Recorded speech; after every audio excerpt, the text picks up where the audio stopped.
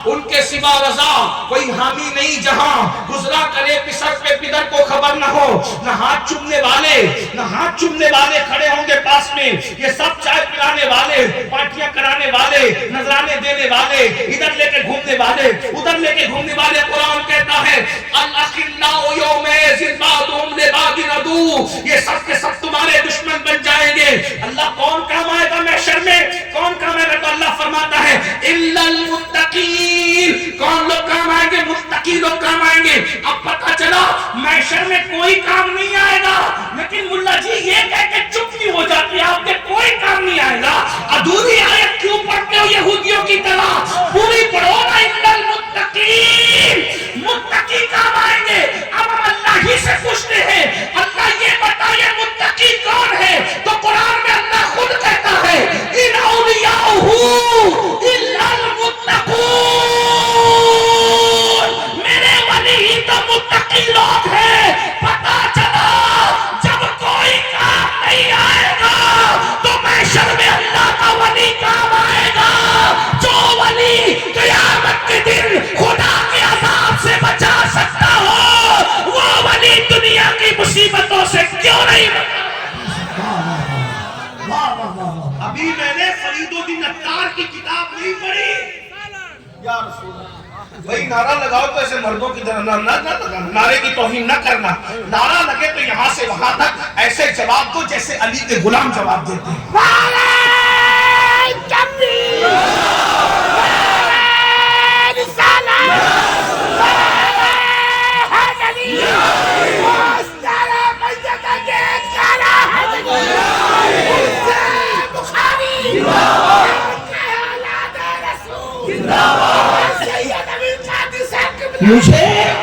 مجھے نعروں کی ضرورت نہیں ہے لیکن اگر جذبات پر لگاتے ہو تو پھر مردوں کی طرح عاشقوں کی طرح لگنا چاہیے ورنہ نہیں لگنا چاہیے نہ یہاں داد ہے نہ فریاد ہے یہاں بس ایک تصور ہے جو پیا کو بھائی اختر وہ سہانا راگ ہے جس سے نہ خوش ہے پیا وہ راگنی اچھی نہیں لیکن میں اپنے نوجوانوں سے پوچھتا ہوں پڑھے لکھے جوانوں سے ابھی میں نے فرید الدین عطار کی تذکرۃ الاولیاء کا حوالہ نہیں دیا ابھی میں نے امام غزالی کے احیاء العلوم کا حوالہ نہیں دیا کیمیائے سعادت کا حوالہ نہیں دیا غوث پاک کی فتح الغیب کا حوالہ نہیں دیا سرکار غریب نواز کے انیس الاربع کا حوالہ میں نے نہیں دیا آپ کے سامنے نظام الدین اولیاء کی فوائد الفوائد کا حوالہ میں نے نہیں دیا ابھی میں نے آپ کے سامنے جو ہے اللہ عمر بخاری مسلم کو بھی ابھی حوالے کے طور پہ پیش نہیں کیا میں اللہ کی کتاب پڑھ رہا ہوں ملا جی یہ اللہ کی کتاب ہے اللہ کہہ رہا ہے کہ قیامت میں ولی کام آئے گا اب مجھے بتائیں بھائی جو کام آتا ہے اسی کو پکارا جاتا ہے جو کام آتا ہے اسی کو پکارا جاتا ہے اب مجھے بتائیں کہ جب اللہ خود کہہ رہا ہے کہ قیامت میں ولی کام آئے گا تو بولو کس کو قیامت میں پکارا جائے گا تو جب یا غوث قیامت میں کہا جا سکتا ہے تو یا غوث دنیا میں کیوں نہیں کہا جا سکتا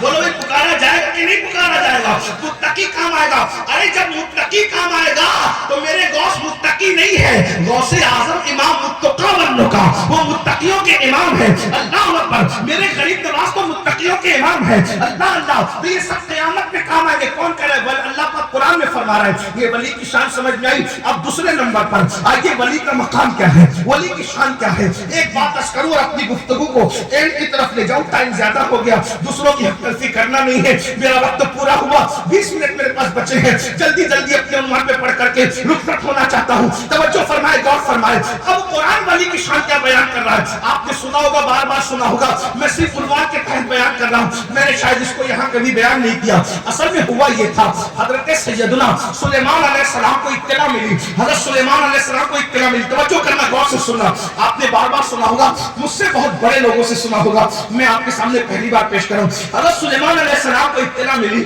کہ ایک عورت ہے جو ملکہ سبا ہے اور وہ پورے ملک پہ یمن پہ حکومت کرتی ہے اور یہ خبر کس نے دی پتہ ہے یہ خبر حدود نے دی کس نے دی حدود نے اب سورۃ النمل کا خلاصہ پیش کرنے لگا علماء کی توجہ چاہتے ہیں دعا کے لیے حضرت سلیمان علیہ السلام نے دیکھا آپ کو پرندوں کی بولیاں سکھائی گئی دھیان دینا بہت اہم نقطے کی طرف لانا ہے آپ کو بات سمجھ میں آئے گی انشاءاللہ اللہ کرے آپ کو سمجھ میں آ جائے اس لیے کہ آپ بھی یوٹیوب کے نابالغ محققوں پہ بہت پھسل رہے ہیں ہاں وہ فلاں نے قرآن کا حوالہ دے ارے قرآن کا حوالہ صحیح ہے اس کے پیچھے جو بک کر رہا ہے نا وہ غلط ہے یہ بات ہے اب بات سنیں ہاں یعنی کہ پیکنگ بہت خوبصورت ہے لیکن اندر جو غلاظت بھر کے دے رہا ہے نا وہ اس تک آپ کی نظر نہیں جا رہی ہے.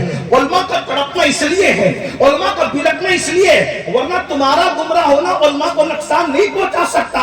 ہر بندہ اپنے اعمال کا جواب دے ہے, مگر علماء کی ذمہ داری ہے کہ تمہاری رہنمائی کرے.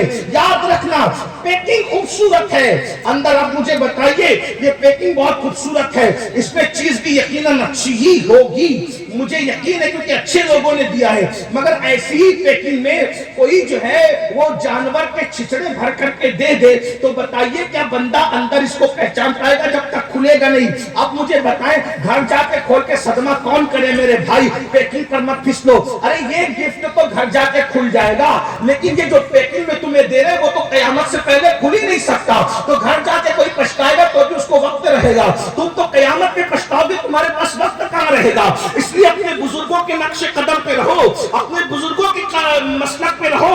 یہ سب نئے نئے جو دکانیں کھلی ہیں کوئی دم نہیں ہے, باتیں بڑی بڑی ہیں. میرے بھائیوں جن کو اردو اور عربی صحیح بولنا نہیں آتی ان لوگوں کے مسئلوں پہ پھسل گئے ہو تم. اللہ وہ فلاں صاحب نے اور وہ ڈاکٹر صاحب نے یہ کہہ دیا, وہ انجینئر صاحب نے وہ کہہ دیا, وہ وکیل صاحب نے وہ کہہ دیا. یہ انجینئر ڈاکٹر وکیل ہمیں دین سکھائیں گے؟ ان کی اتنی اوقات ہو گئی جو اردو بولنا نہیں جانتے. ابھی ان کو اتنا بھی خبر نہیں ہے کہ اردو کس طرح بولی جاتی ہے. وہ بھی مسلک کے بانی بنیں گے, وہ بھی مکتبہ فکر کے بانی بنیں گے. ارے ذرا دیکھ تو لیا ہوتا میرے بھائی.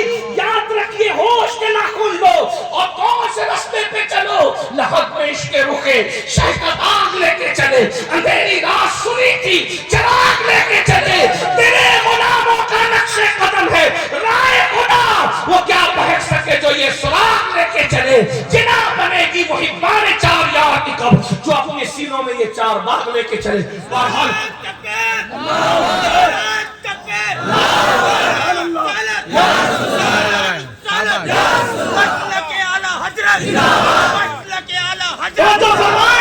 اللہ کے بندو توجہ کرو, غور کرو.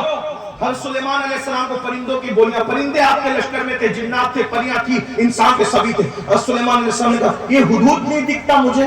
توجہ, بہت خوبصورت بات. ہدہد ایک پرندہ بہت خوبصورت, بڑا اچھا لگتا ہے, بڑا. میں سوچتا ہوں پرندوں کو بنایا اتنا حسن دیا, یاروں کو کتنا حسن دیا. بس دیکھنے عبرت کی بات ہے. تو بہت خوبصورت اس کے سر پہ ایک کلگی بھی ہوتی ہے, تاج جیسے سجی ہوتی ہے, بہت اچھا. جب وہ بہت نزاکت کے ساتھ اپنی گردن کو مٹکاتا ہے تو ایسا لگتا ہے جیسے ہزاروں لالا رخوں والی پری جو ہے وہ اندازے دلربانہ کے ساتھ دائیں اور بائیں مڑ رہی ہے. بہت خوبصورت ہے وہ پرندہ. تو آپ نے کہا یہ ہدہد نہیں دکھتا مجھے, اجازت کے بغیر کہاں غائب ہے؟ فرمایا میں اس کو ذبح کر دوں گا. آئے گا ذبح سے یہ ایک ہی صورت میں بچ سکتا ہے کہ کوئی اچھی بڑی خبر لائے. ہدہد آیا. اب غور کرنا, بہت پوائنٹ کی بات, قرآن کی سورت نمل کا خلاصہ اس مضمون پر. ہدہد آیا. اب میں کہا تھا تو اس نے کہا سرکار میں ایک بہت بڑی خبر لے کر آیا. کیا؟ کہا ایک عورت ہے پورے ملک پہ حکومت کرتی ہے. اب ہدہد کے الفاظ سنیں جو بطور خلاصہ پڑھ رہا ہوں, توجہ کرنا خاص. اس نے کہا مجھے دکھ ہے اس بات پر. توجہ. سورہ نمل کسی بھی عالم کا ترجمہ اٹھا کے تفسیر اٹھا کے دیکھنا مضمون یہی ملے گا. اس نے کہا ہدہد نے کیا کہا, مجھے افسوس ہے, صدمہ ہے کہ وہاں عورت جو حکومت کرتی ہے وہ لوگ شرک کرتے ہیں. دھیان دینا, کیا کرتے ہیں؟ اس کو صدمہ کس بات پہ ہے؟ شرک پہ. یعنی پرندہ اگر نبی کی صحبت میں رہ جائے تو شرک سے اس کو بھی اتنی تکلیف ہوتی ہے. اب ایک بات یاد رکھنا, توجہ بہت دھیان سے سننا. میں اپنے مسلک کی ترجمانی کر رہا ہوں, اللہ کرے میں حق بول کر کے تمہارے دل میں ایمان کو راسخ کرنے میں کامیابی حاصل کر سکوں. سلیمان علیہ السلام کی صحبت میں جنگل کا چھکان بھر کا پرندہ رہ گیا تو اس کو شرک سے اتنی نفرت ہو گئی کہ وہ شرک دیکھ کر کے بے چین اور بے قرار ہو گیا. جب سلیمان علیہ السلام کی صحبت میں رہنے والے پرندے کے دل کے تزکیے کا یہ عالم ہے تو جانے سلیمان محمد رسول اللہ کے صحابہ کے دلوں کے تزکیے کا عالم کیا ہوگا. نعرہ تکبیر.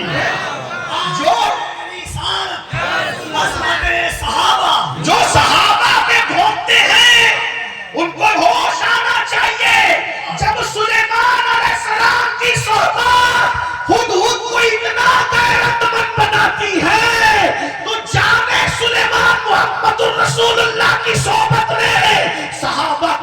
میں کتنا ایمان راسخ کر دیا ہوگا.